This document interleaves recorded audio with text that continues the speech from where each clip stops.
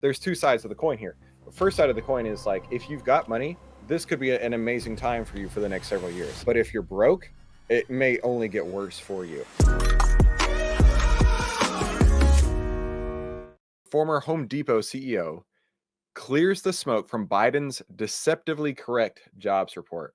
So I've literally not watched this video, so I'm going to be watching it cold with you. But I was like, deceptively correct. What does that even mean? So let's just watch this for a couple of minutes, see what we can learn. The economy adding 206,000 jobs, topping the 190,000 estimate, but down from last month's revised 218,000. The unemployment rate unexpectedly ticked higher, hitting 4.1%. And we got more revisions. April and May showing 111,000 fewer jobs were added than previously reported. I've covered this before. The number of it's been a while since I talked about this, but I remember I talked on this extensively about how it was mainly in 2020 2023. Every month they would say jobs number was awesome, and then quietly a month or two later revise down that month or the previous month to the point where it was like we added 200,000 jobs in September. October rolls around. We added 210,000 jobs in October, but then they revised down September by 200,000. So it was net zero. And this just happened like all year long. And at the end of the year, it was a net loss of 400,000 overall that they had revised down. So I didn't even realize that happened. Joining me That now still is happened former in Chrysler and Home 2024. Depot chairman Bob Nardelli and Trump economic advisor Steve Moore. And Steve, I want to start with you on these revisions. Month after month, we get new numbers, 111,000 fewer jobs. That's a substantial hit. Well, it sure is great to be with you, Cheryl and Bob. A pleasure to be with you as well. And probably nobody has their finger on the pulse of the labor market more than Bob Nardelli. But I will simply say this: that I don't buy this characterization that this is a hot jobs market right now. I think we've definitely shifted into a lower gear. I'm not saying we're headed to a recession, but I am saying the economy is slowing down a lot. We're seeing that both in some of the GDP numbers and also in the employment numbers. Well, if you remember, that was one of Jerome Powell's whole key points is he's like, we are going to have pain. And whenever interest rates are low, people can hire, people can pay for things. The economy is running on all cylinders, right? But as interest rates have gone up, the objective was to slow down the economy. And maybe we're finally starting to see that. I personally like. I think we've been seeing it for months and weeks now. You can probably tell. Let me know in the comments what you've seen. But I'm starting to see more and more cracks. My family loves to eat fast food, so they'll go to McDonald's or they'll go to Burger King. I tell you what. So this weekend we went to our lake house in Burger King. We stopped to charge my Tesla on I-30, and in Hooks, Texas, there's just a fantastic charging spot there that has like 20 something chargers. It's huge, and it's one of those big truck stop places. And you got a Burger King, Golden Chick, Steak and Shake, Dunkin' Donuts, and a like a Texas barbecue inside of a gas station type place. So tons to choose from. And we went over to Burger King, and they were offering this meal where it was like get a burger, drink, fries, and chicken nugs for $5. And I was like, this is what we need to see. Finally, pricing pressure has started to where people are actually turning their wallets, turning away with their wallets and saying, you know what? I'm not buying your fast food anymore until prices come back down. So I was actually really encouraged when I saw that. My wife picked up McDonald's the other day for my kids, and she was telling me about this deal that McDonald's had, a very similar deal. And I'm starting to see those. Now, there's two sides of the coin here. The first side of the coin is like, if you've got money, this could be an amazing time for you for the next several years. But if you're broke, it may only get worse for you. So I'm in the praise Jesus, I'm in the I've got money camp, so it's not a problem. And I'm excited to have all these prices starting to come back down. But on the other side of that, there's a lot of people that are going to be impacted by employment here. Hey, Sebastian, good to see you. One particular problem that I've identified, Cheryl, in the jobs numbers, and there are a lot of problems here, but if you look over the last about 14 or 15 months, the biggest employer, the biggest source of new jobs has come from government and healthcare. Mm-hmm. It's My been that way goodness, for we a have a while. federal government that's running a $2 trillion deficit. They shouldn't be hiring workers. We should be dramatically reducing government employment. So we want to see. Look at that disparity, though. 82, 70, 27, right? Private education and health systems, government, and construction. That's like these are big numbers compared to the downward projections there, and government being a huge chunk of that.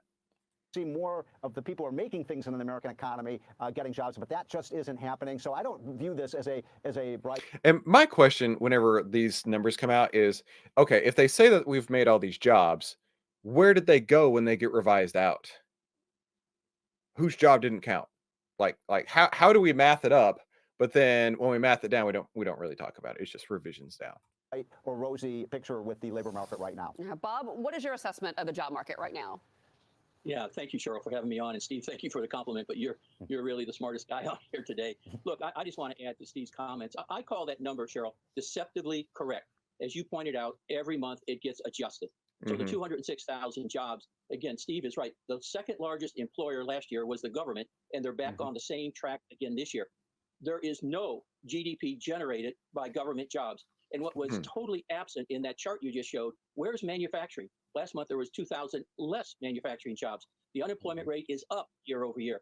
The number of unemployed is up year over year.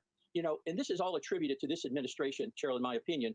What I'll call is like inflation is like carbon monoxide. It's the silent killer that's creating job problems and the quality of life. It is pervasive.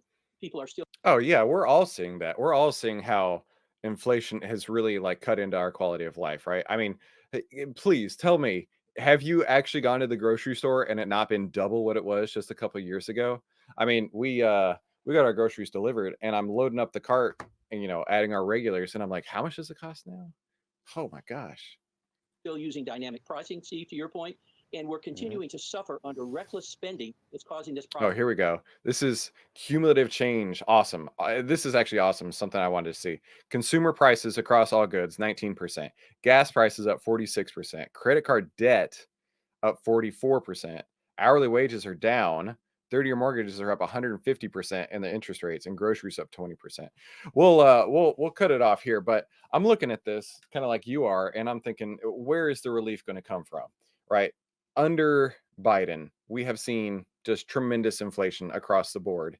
And the one that sticks out to me the most is credit card debt up at 44% higher, right? 44% higher on credit card debt means people are trying to maintain their lifestyle, but they can't. And so they're putting on their credit cards, which is probably the worst way to maintain a lifestyle. I'm telling you what, I'm having the absolute worst hair day. Stop judging me. Anyway, let's take a look at, that was the Home Depot, former Home Depot CEO. Let's take a look at Home Depot inside of Outlier here. We can see it's kind of been drifting sideways for the last, I don't know, year or so, give or take.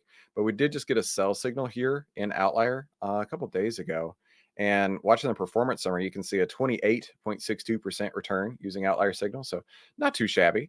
But yeah, it's definitely not looking so good when you've got a pink overlay, which means it's in a downtrend, followed by a sell signal. Yeah, I would definitely be getting out of the way of Home Depot going down. All right, let's take a look at our market analysis. Jump up here.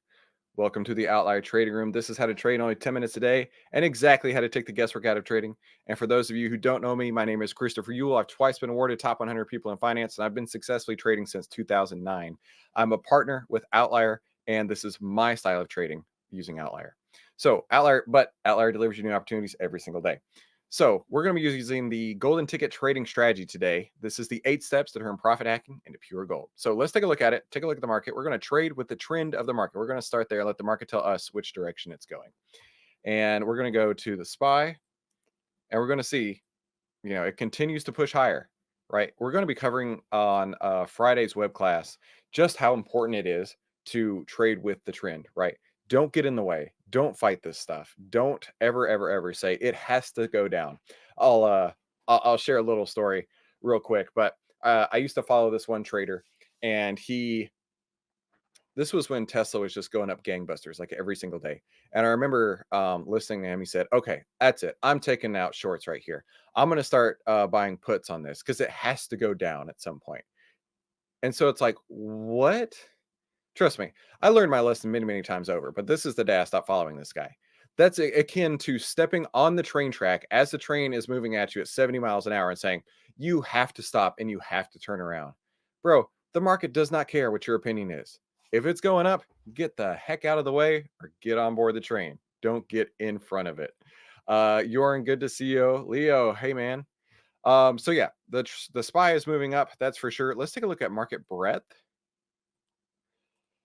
So if we look at market breadth inside of Outlier using the bull list, so the bull list is number of stocks with a buy signal.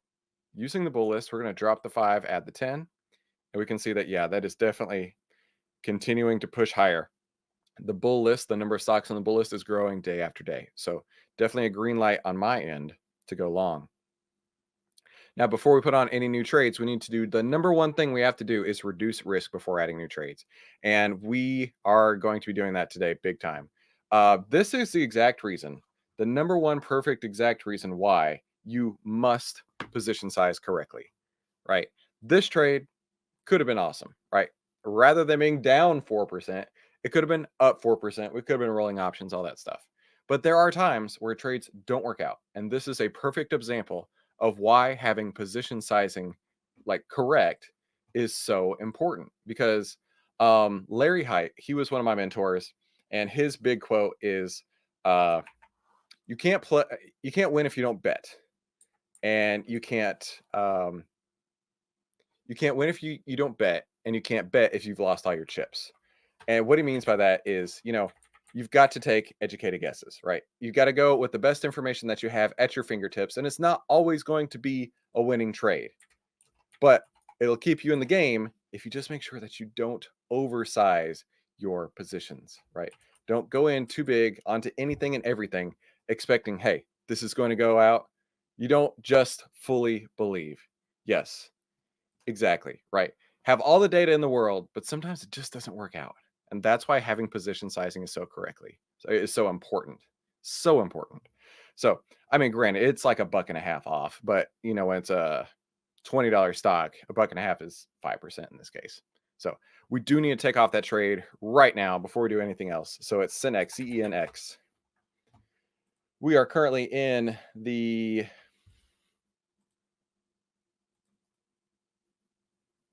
July 19th, 18 calls, and we need to close full position here. Don't try and be smart. Don't try and be cutesy. You need to close full position whenever everything is going against you. I mean, honestly, you can do whatever you want. By all means, do whatever you want. But a wise man learns from other people's mistakes. And one thing that I learned was definitely get out of Dodge when Dodge is coming right at you. When that Dodge Ram is heading right at you, get out of its way. All right, so it shows midpoint being about $1.35. Let's see. I was filled at 134. So I'm out of that trade 100% at $1.34. Let's add the details here in our Discord.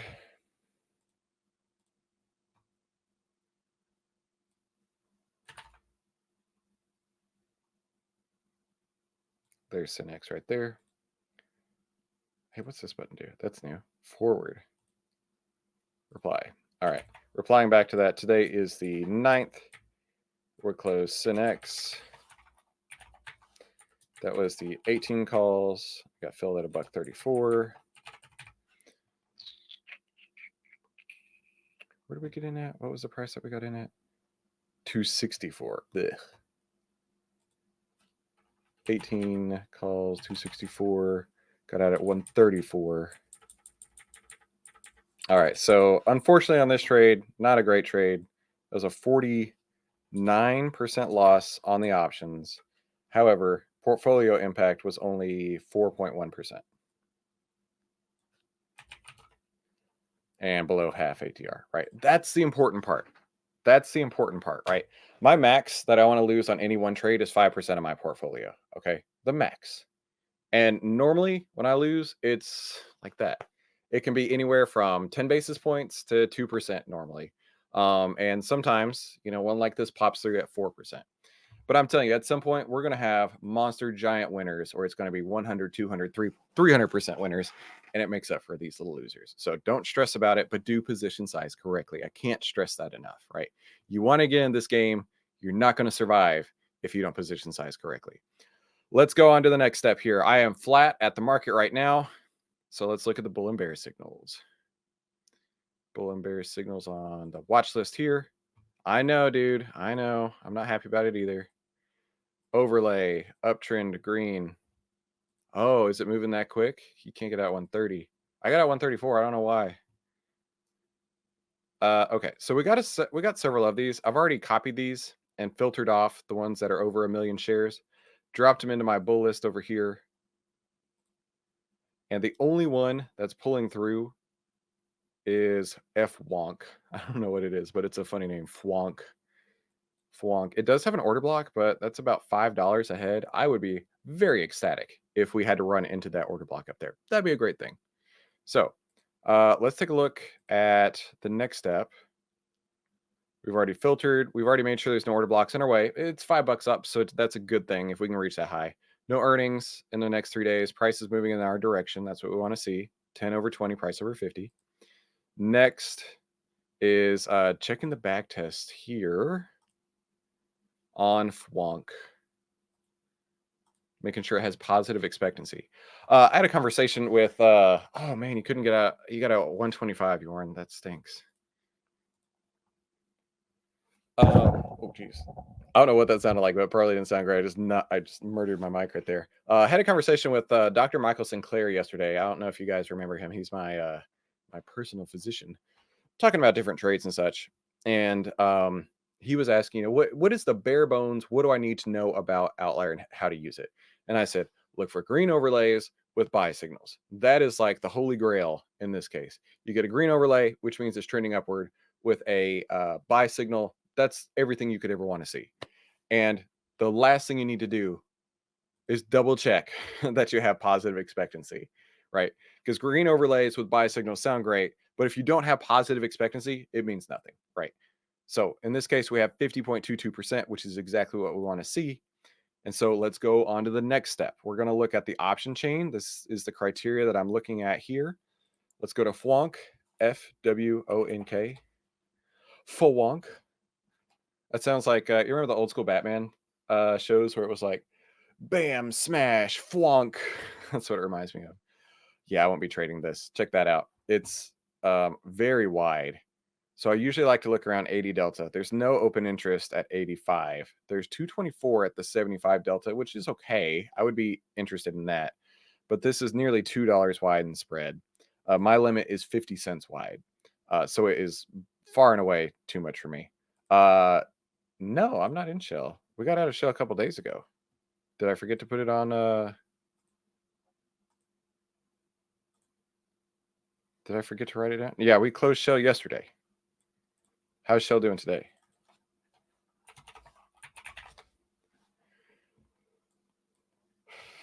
It's actually about flat for where we got out yesterday, give or take. That's okay, Jorn. Yesterday, I got out of it at 207. What's it at right now? It's probably not too far off of 207 right now. What strike was that we were in? 71 calls. I'd say 207 right now, Jorn. I mean, you lucked out on that one, my friend. But it's all good. Yeah, so I won't be taking any trades today because nothing sets up for my trading plan. And that's the most important thing, right? Is that you have to have a plan. And whenever you put on trades, you've got to be looking for these opportunities to come your way. And sometimes they just don't work out, right? And then there's going to be other times where it is just gangbusters. You can't believe how much money you're making. One of my very favorite books on this topic, I absolutely recommend you pick up, is called Trading in the Zone. And one thing that he talks about is like, it's just data. The market is not out to get you. The market makers, the participants in the market are not sitting there thinking, oh, I can't wait to take Leo's money. I am going to screw over Brian so bad today. Sebastian's not going to know what hit him. And Jorn, dude, we're going to take all your money out of your account, right? And you know, Peter is on the other end saying, screw these guys, they're going down. That's not how it goes, right? It's just data. It's just, you know, people come to the market buying and selling. And you've got to remove the emotional aspect of it, because just as likely as it was down 4% today, could be up 4%. Would you have the same feeling? Most likely not. So if it's just data, and let's say it has the same move up or down, why do you have a different feeling if the price moves up or down, right? It's just data. And so I really like how he how he talked about that. So highly recommend picking up Trading in the Zone. Super easy. You could even listen to it on Audible. It's a great listen. Jorn's out at 2:05. Very cool. That's going to wrap it for today. Again, we will be meeting Friday at 3 p.m. 3 p.m. Eastern time, talking about how important it is to trade with the trend of the market. And definitely want you to be there. Full disclosure, we're going to be having some learning education moments, and then there's going to be a soft pitch at the end. So just so you know, Brian. You guys have a fantastic day. See you right back here tomorrow. Talk soon.